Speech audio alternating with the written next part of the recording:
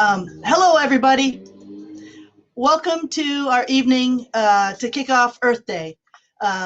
Pacific Beach Coalition is very excited to host speakers this year. Excuse me, we have a problem. Houston, we have a problem. We're very excited to host this special event to kick off Earth Month. And that's no April Fool's joke. For anyone that may not know, PBC is dedicated to preserving the ocean, coastal habitat and wildlife, and ending litter through advocacy, education, community building, and citizen action. The PBC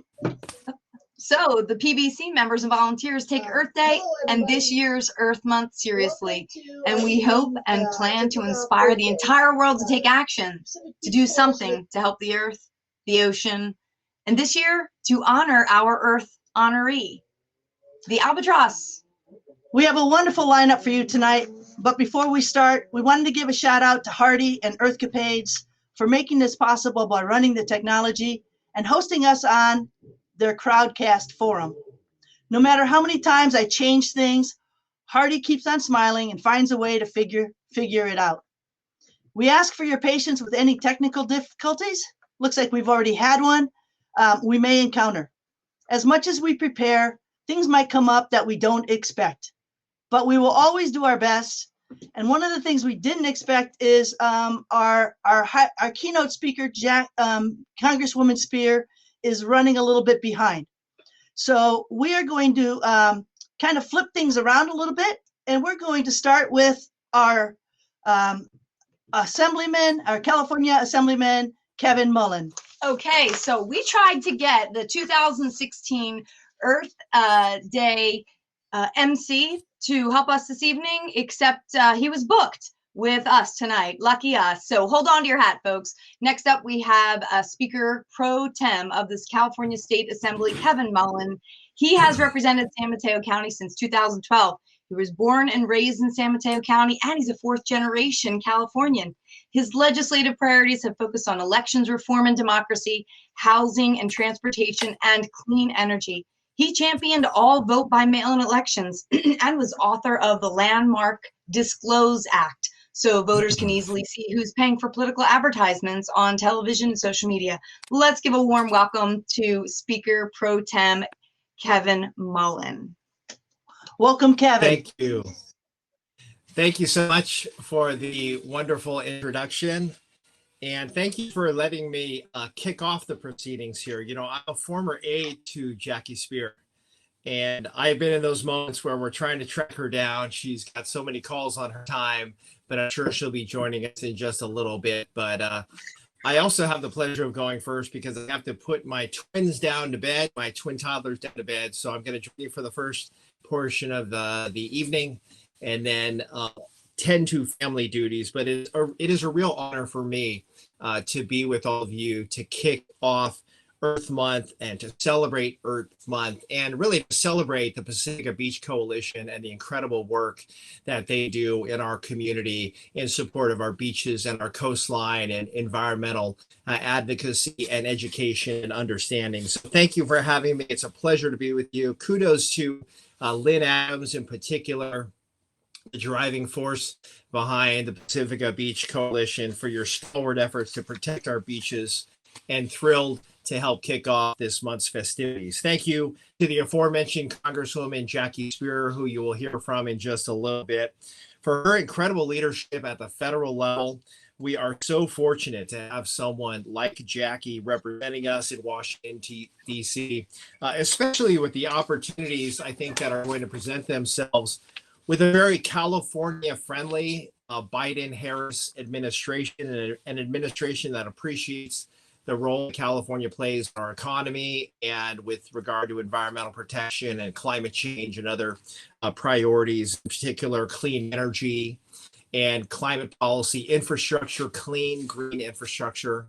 You're hearing a lot about that thanks to this administration. So I'd also like to recognize my colleague in the upper house, Senator Josh Becker, for his fast start on a whole range of issues and for his partnership on important issues to San Mateo County. And a shout out, of course, to our Board of Supervisors, our San Mateo County Board of Supervisors, for their leadership on a whole range of environmental issues. And it's great to see that we'll be joined by Board President Canepa in just a little bit as well.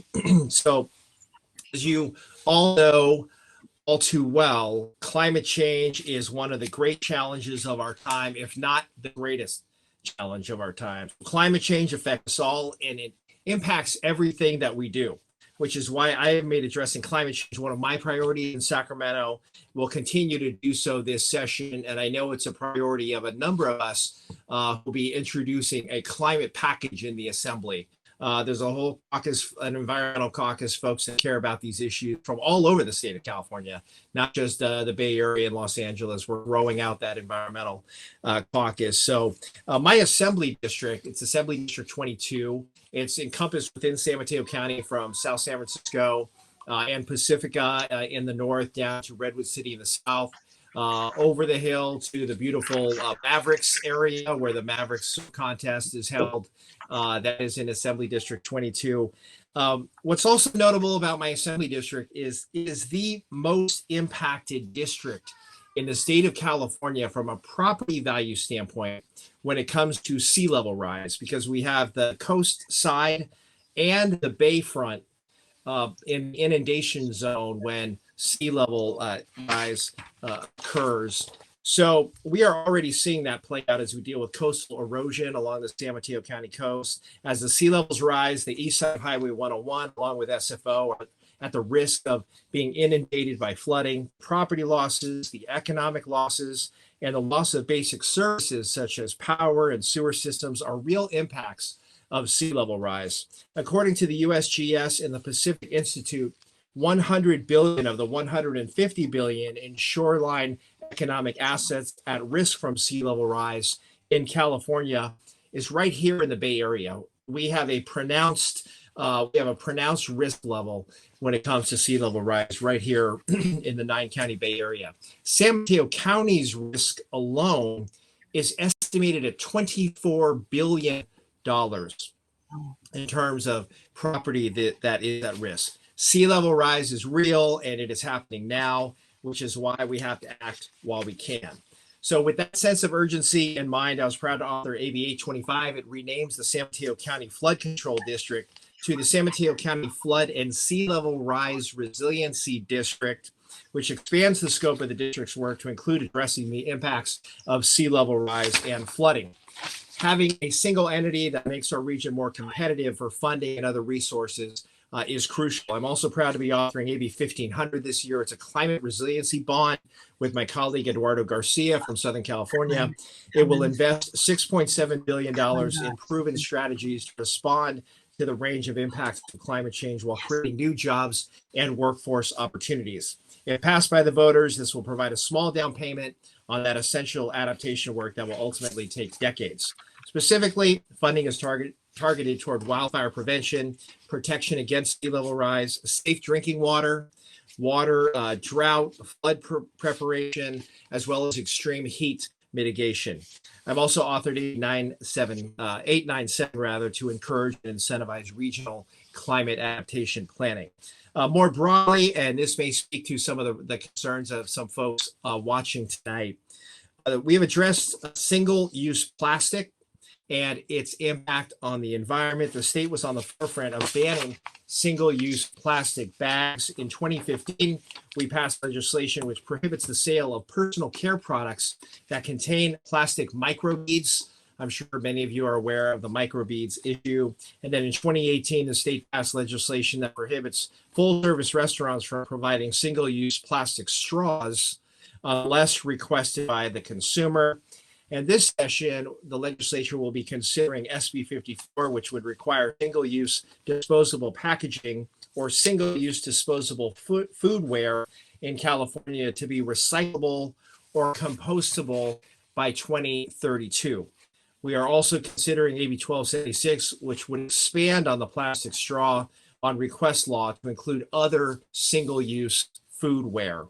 So let me just say in closing that I'd like to thank Lynn, the Pacific Beach Coalition, and all the volunteers for their work in protecting our environment. None of these wins would be possible without your advocacy. Your advocacy. So please please continue volunteering and doing your part to support this organization financially, because if we all work together, we can indeed make a difference protecting our environment for future generations. So thank you for the opportunity to say a few words at the outset here. And I look forward to listening and learning and supporting your efforts ongoing. So thank you very much. Thank you, Kevin. By the way, Kevin, did you know that I knew your father back in 1986 when I worked in South San I did Francisco not know that. when he was the congressman? So I look forward to meeting your sons. So it would be the third generation of Mullins that I know. But if you don't mind, yeah. And he was a very nice man, by the way. He is a very nice man. I wanted to thank you for addressing single-use plastic and climate change. One of the things that people don't recognize is that plastic contributes greatly to climate change simply because of the extraction of the oil, the manufacturing of it, the refining of it, the shipping of it, and then, of course, the waste of it and how it breaks into more and more pieces. It's a big threat to the albatross. So we have a huge base of volunteers that care, and they have experience picking up these different pieces of plastic, single use in particular, and it's very frustrating for us. How can we help support the legislation that you're trying to pass, and how can we kind of counter the lobbying by the chemical and oil industry? Well, there's no question those are powerful forces that you just cited, but nothing is as powerful, I learned, than true citizen action, district by district across the state of California, because these colleagues of mine, we all have to be responsive to our constituents, in particular, in the Coastal Caucus, the members that are along our coastline. Most of those folks, though, are generally in your camp, so to speak. They understand the impacts of plastic on our ocean. It gets a little trickier with some of my folks, some of my colleagues in the Central Valley, for example, folks who are a little more conservative in terms of, and we're talking conservative Democrats in areas of the state. It can be tricky, but I think there's a growing recognition of what is happening with plastics to our ocean. There's going to be renewed push for extended producer responsibility. So looking at the entire production process and not just sort of putting the onus on consumers to do the right thing with their plastic when it comes to recycling. We have to look at the production of these plastics. And one particular interest of mine, and I don't have a precise legislative solution, but with the advent of Amazon, there is so much packaging. It's incredible the amount of packaging that is being produced right now. We're actually seeing, we're sort of at the leading end of this purchase at home revolution, where so many folks are acquiring consumer goods on the computer sitting at home, and those packages are delivered. And I have a particular example. There was styrofoam everywhere on something I ordered, and we have to tackle this issue in California.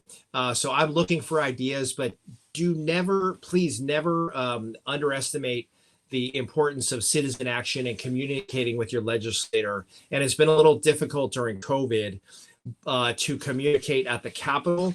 But if you show up when we reopen the Capitol and we're past this pandemic and life returns to normal, getting involved directly, not only at the Capitol, but in members' districts can really make a difference. And that's the only way that we've been able to pass a number of these groundbreaking environmental bills.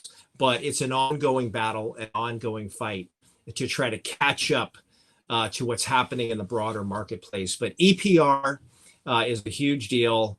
And we've got to assign the responsibility where it properly belongs. Mm-hmm. And these producers of these materials have to be part of the solution.